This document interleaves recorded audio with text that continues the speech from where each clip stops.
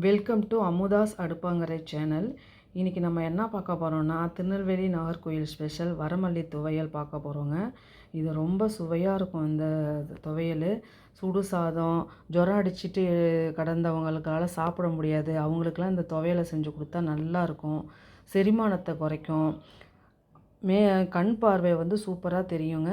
இப்போ எப்படி செய்யறதுன்னு பார்க்கலாம். ஒரு வானலை சட்டியை நல்லா சூடு பண்ணிக்கிங்க. அதில் 2 ஸ்பூன் எண்ணெய் விட்டு நல்லா ஒரு 2-3 பெருங்காயத்தை போட்டு நல்லா பொரிச்சிக்கிங்க. முதல்ல நல்லா அது பொரிஞ்சு வந்தோடனே 1 கப் அளவுக்கு வரமல்லி எடுத்திருக்கேன். வரமல்லியையும் நல்லா கொட்டி நல்லா கருவ விடாமல் பொன்னிறமாக வறுத்துக்குங்க. ஆல்ரெடி சட்டி ரொம்ப சூடாக இருக்கிறதுனால அப்படியே ஃப்ளேமை கம்மி பண்ணிக்கிங்க. லோ ஃப்ளேமில் வச்சுக்கிங்க. வச்சுக்கிட்டு நீங்கள் மற்ற பொருளெல்லாம் ஆட் பண்ணி கலக்கும்போது எல்லாத்தோடு சேர்த்து இது வறுபடும் போது அந்த பொன்னிறத்துக்கு வந்துடும். அதனால் நான் சொல்கிறேன். ஏன்னா இந்த வரமல்லியை வதக்கும் போதே அவ்வளோ சூப்பராக இருக்குங்க. அவ்வளோ வாசனையாக இருக்கும். கெட்ட கொழுப்பெல்லாம் கரைச்சிடும். கல்லீரல் சிறுநீரக பிரச்சனைலாம் இருக்கிறவங்களுக்கெல்லாம் இந்த வரமல்லி துவையலை சாப்பிடும்போது ரொம்ப உடம்புக்கு நல்லா இருக்குங்க. அதோட முக்கியமாக தைராய்டு பிரச்சனை இருக்கிறவங்களுக்கெல்லாம் இது ரொம்ப நல்லது. முடி கொட்டுறதெல்லாம் கட்டுப்படுத்தும்.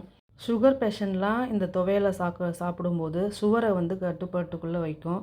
இந்த வயிறு உபாதைகள்லாம் இருக்கிறவங்க கூட இதை ரொம்ப சாப்பிட்லாம். இல்லைனா இந்த வர கொத்தமல்லியை தண்ணியில் கூட கொதிக்க வச்சு வடிகட்டி அது கூட இஞ்சி அதெல்லாம் சேர்த்து நல்லா கொதிக்க விட்டு வடிகட்டி குடிக்கும்போது உடம்புக்கு ரொம்ப நல்லது.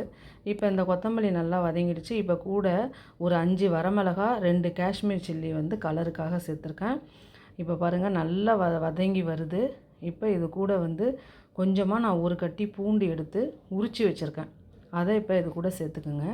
பூண்டும் நல்லா வதங்கி வரட்டும். இது கூட நல்லா வதங்கினதுக்கப்புறம் எல்லாமே லோ ஃப்ளேம்லேயே வச்சிங்கன்னா அந்த இது எல்லாம் அந்த சட்டி சூட்லேயே இது எல்லாமே நல்லா வதங்கிடும். இப்போ ஒரு கொத்து கருவேப்பிலை சேர்த்துக்குங்க. கருவேப்பிலையும் சேர்த்து நல்லா வதக்கி எடுங்க. இப்போ லெமன் இருக்குது பார்த்தீங்களா, லெமனில் பாதியை நம்ம கட் பண்ணோம்னா எவ்வளோ பெருசு இருக்குமோ அந்த அளவுக்கு புளி வச்சுக்கிங்க. புளி வச்சு சேர்த்து நம்ம அரைக்கும்போது துவையல் சூப்பராக இருக்கும். இந்த அளவுக்கு புளி சேர்த்து நல்லா வதக்கி எடுங்க. எந்த துவையலுமே உப்பு புளி காரம் எல்லாம் கரெக்டாக இருக்கும்போது அந்த துவையல் சூப்பராக இருக்கும். சாப்பிடாத குழந்தைங்க கூட சாப்பிடுவாங்க. இன்னும் உடம்பு சரியில்லாமல் இருக்கிறவங்களுக்கெல்லாம் இந்த துவையலை செஞ்சு கொடுத்தீங்கன்னா 2 நாளில் நல்லா சாப்பிட்டு பலமாகிடுவாங்க. மலச்சிக்கல் வராமல் தடுக்குங்க இந்த துவையல்.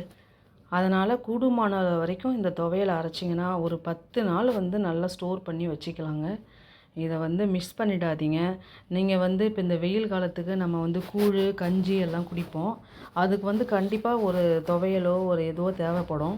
அதுக்கு நீங்கள் இந்த துவையலை செஞ்சு வச்சுக்கிட்டு கூழோ கஞ்சியோ நல்லா சுடு சாதத்தில் கஞ்சி மாதிரி வச்சு சாப்பிடும்போது உளுந்தங்கஞ்சி பயிர் கஞ்சிலாம் வச்சு சாப்பிடுவோம் பார்த்தீங்களா, அதுக்கெல்லாம் இந்த துவையலை சுட்டு சாப்பிடும்போது சூப்பராக இருக்கும். துருவின தேங்காயும் சேர்த்து நல்லா வதக்கி எடுத்துக்கோங்க. இப்போ நல்லா சட்டி இறக்கி வச்சுட்டேன். சட்டியில் இருக்கிற சூடோடு இது இன்னும் கொஞ்சம் நல்லா வதங்கி வந்துடும். இப்போ நல்லா ஒரு பிளேட்டில் மாற்றிக்கிட்டு அந்த பிளேட்டை நல்லா ஆற விட்ருங்க. நல்லா சூடோடு அரைக்கக்கூடாது. நல்லா ஆறின பிறகு நல்லா ஒரு மிக்ஸி ஜாடியில் சேர்த்து அரைக்கணும். இப்போ பாருங்கள் ஓரளவுக்கு நல்லாவே சூடு நல்லா ஆறிடுச்சு. இப்போ ஒரு மிக்ஸி ஜாடியில் சேர்த்து இதை நல்லா அரைச்சிக்கிங்க.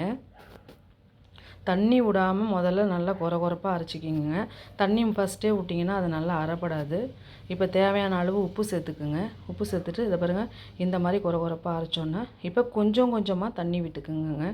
கொஞ்சம் கொஞ்சமாக தண்ணி விட்டு நம்ம அரைச்சி எடுக்கும்போது இதை பாருங்கள் இப்போ எப்படி இருக்குது பார்த்தீங்களா, துவையல் மாதிரி இந்த மாதிரி இருக்கும். தண்ணி நிறையா விட்டுட்டிங்கன்னா ஒரு மாதிரி ஆகிடும், சட்னி மாதிரி ஆகிடும். அப்போ நல்லா இருக்காது. இந்த துவையலை வச்சுட்டு நீங்கள் எல்லாமே சாம்பார் சாதத்துலேருந்து எல்லாமே சாப்பிட்லாம். அவ்வளோ பிரமாதமாக இருக்கும் சாப்பிட்றதுக்கு. இது ஒரு வரப்பிரசாதம்னே சொல்லலாம். இந்த வீடியோ உங்களுக்கு பிடிச்சிருந்ததுன்னா அமுதா அடுப்பாங்கரை சேனலை லைக் பண்ணுங்கள், சப்ஸ்கிரைப் பண்ணுங்கள். அப்புறம் இந்த வீடியோ ரொம்ப உங்களுக்கு பிடிச்சிருந்ததுன்னா இந்த ஹைப் ஆப்ஷன் ஒன்று காட்டுங்க எல்லாருக்கும், அதை கண்டிப்பாக கொடுங்க. கண்டிப்பாக லைக் பண்ணுங்கள். இந்த துவையல் எப்படி இருக்குன்னு கமெண்ட் பண்ணுங்கள். நன்றி, வணக்கம்.